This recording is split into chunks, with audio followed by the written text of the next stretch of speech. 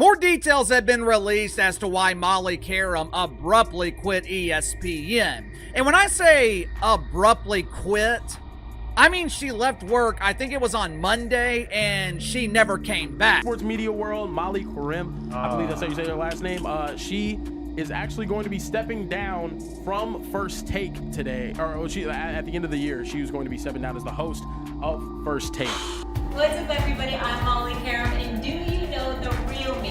Find out. Kayla? For nearly 10 years, Molly Qerim was the steady heartbeat of ESPN's First Take. She wasn't just a moderator, she was the one who kept the chaos in line, who made sure Stephen A. Smith's fiery monologues and his rotating sparring partners didn't fly off the rails. Fans knew her, trusted her, and tuned in as much for her wit and composure as for the sports debates. That's why what happened next felt like an earthquake. One Monday morning in September 2025, Molly walked into work, and by the afternoon, she was gone. Not a staged farewell, not even a tease for her next chapter, just silence.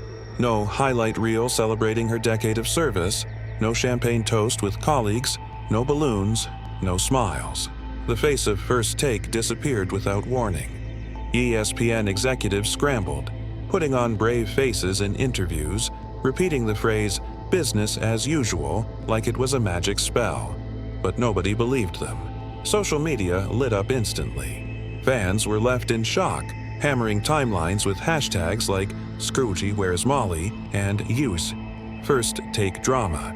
For a show built on loud debates, the sudden quiet around Molly was deafening. When she finally spoke through Instagram, her words were polished, diplomatic, thanking fans for welcoming her into their homes, calling it an honor and a privilege. But one thing stood out, one silence that fans noticed instantly. She never once mentioned Stephen A. Smith. Not a tag, not a thank you, not even a vague nod. And that silence spoke louder than anything else. It didn't take long for the whispers to turn into fire. Former ESPN star Marcellus Wiley went on his podcast and threw open the doors to what he claimed was the truth. Molly's exit came down to two things: money and power. According to Wiley, Molly had finally had enough.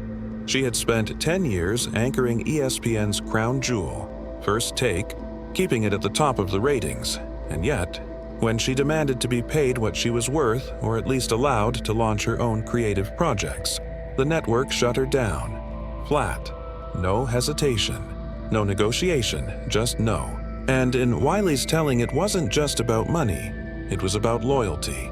He revealed that if Stephen A. Smith had stepped in, if he had fought for Molly behind closed doors, the bosses would have given her what she wanted. But instead, he stayed quiet, and that silence cost her everything. Wiley also revealed something fans couldn't shake off. Molly, the backbone of ESPN's #1 show, was making less than other on-air personalities like Mina Kimes, who worked on shows with half the audience. Imagine anchoring a flagship show every single morning, driving millions of eyeballs and being told you were worth less than someone who appeared once or twice a week. That revelation turned anger into outrage. Fans suddenly saw Molly's quiet Instagram goodbye in a new light. The missing thank you to Stephen A. wasn't an oversight, it was a statement. A neon sign flashing. Something ugly went down behind the scenes. The more people looked at the timeline, the less it looked like chaos, and the more it looked like chess. Molly's abrupt departure wasn't followed by uncertainty. It was followed by precision. Almost instantly, Stephen A. Smith's empire expanded. He wasn't just shouting on First Take anymore. Suddenly, he was front and center on Monday Night Football, rubbing shoulders with NFL royalty. He was teasing bigger roles on NBA Countdown. ESPN had signed him to a $100 million mega deal and was clearly building the next decade of its brand around him. Molly, gone. Her requests for a raise and creative freedom tossed aside. And within days, ESPN announced Malika Andrews had signed a shiny new multi-year extension. A 30 to 45-day rotation of fill-in hosts for First Take was rolled out like it had been sitting in a drawer, waiting for the right moment. Fans connected the dots. This wasn't random. This was a plan. Clear the board of anyone who might challenge Stephen A. Smith, then crown him the untouchable face of ESPN's empire. And Molly's exit was the sacrifice that made it possible. Burke Magnus, ESPN's top boss, kept saying there was no shoe to drop. But his words sounded rehearsed, mechanical, almost like he was reading a crisis manual. Instead of calming speculation, it fanned the flames. Because if this was just an amicable exit, why did it look like ESPN had everything locked and loaded before Molly's chair even went cold? And then came the silence. Not from ESPN, but from Molly herself. She refused to speak Stephen A. Smith's name. Not once in her farewell, not in interviews, not in any casual remarks.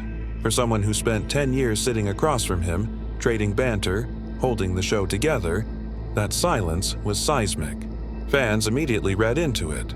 Was it a sign of betrayal? Was it bitterness? Or was it a quiet warning that there was more to the story? Stephen A. only added to the mystery. On air, he gave Molly a sugary tribute, calling her a friend and crediting her as a vital part of the show's success. But then, in other appearances, he played coy. First saying he didn't know the details, then slipping up and admitting he had an idea why she left. That contradiction only made fans more suspicious. This wasn't confusion. This was deflection. To make things even more explosive, Fox Sports was circling in the background. Word spread that Fox was preparing to offer Molly a massive deal. Millions of dollars plus her own platform to cover the NFL and college football. The exact creative freedom ESPN denied her. And suddenly, the final line of Molly's Instagram post, just 2 words, "Stay tuned," didn't sound like a farewell.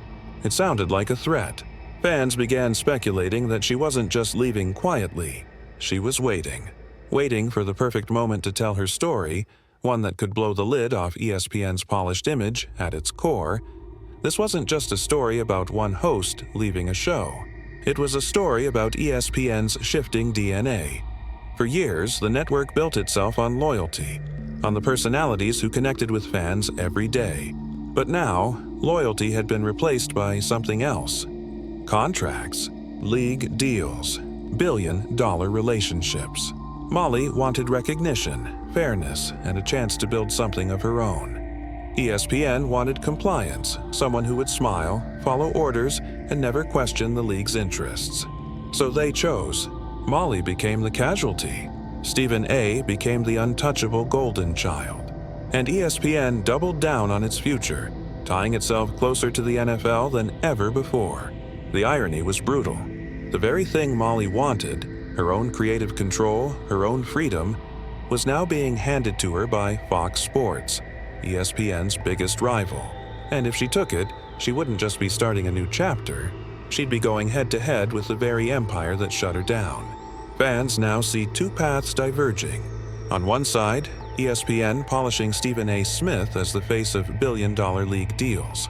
On the other, Molly Qerim holding on to her silence, her missing words, and her promise to stay tuned. Her story is unfinished, her next move unpredictable. But one thing is certain. The day she decides to speak, the ripple effects could shake Bristol to its core. Until then, fans are left staring at that empty chair on First Take, asking the same question. Was this just a resignation? Or was it a warning shot at the empire itself?